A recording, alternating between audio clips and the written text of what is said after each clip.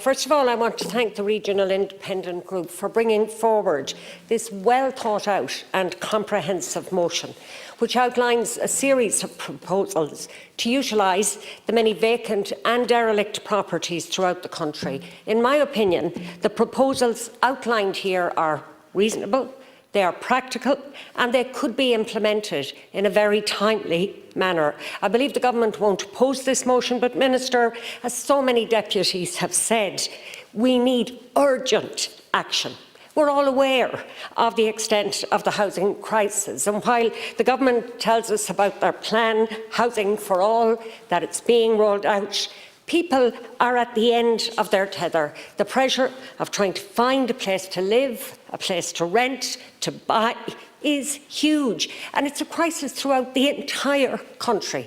So, Minister, at the very least, parallel to Housing for All, I believe we need other actions that can be implemented immediately and that will deliver accommodation in the short and medium term. I would also like to say that I strongly support the proposal to introduce 0% long-term loans for retrofitting homes and the proposal that repayments be made through utility companies based on energy savings to include microgeneration technologies is a good one and should be investigated.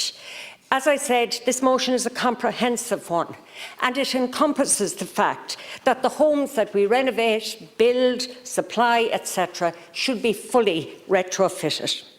And while there are retrofitting grants available for some homeowners, very many will still have to take out loans to retrofit their homes. That's the reality.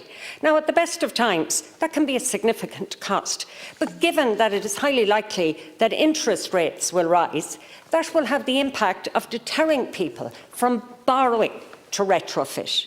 Energy-saving homes are an essential component in cutting our emissions and our reliance on fossil fuels. They are a necessity, not a luxury, and innovative proposals such as interest-free loans should be given full consideration by the relevant ministers, and action should be taken on foot of that consideration. And the idea of bringing credit unions on board in the delivery of these interest-free loans should be examined, because we know credit unions have money to lend and want to play their part in assisting people either build, renovate or retrofit their homes. As you know, Minister, the Northern and Western Regional Assembly published a regional vacancy and dereliction analysis in January of this year. It's a really valuable resource for policy development as it gives the baseline figures. We know where the vacant and derelict properties are. This facilitates planning at local and regional level.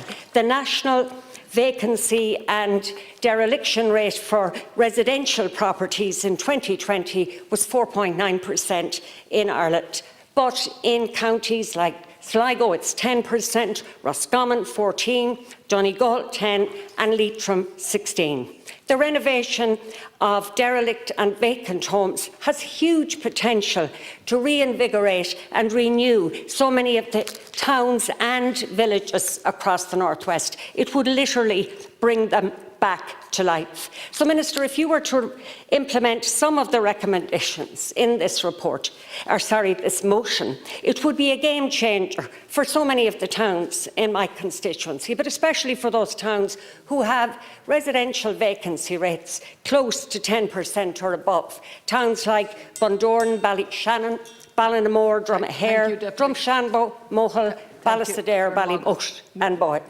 This motion contains some good proposals. Please tell us, Minister, you will take some of them on board.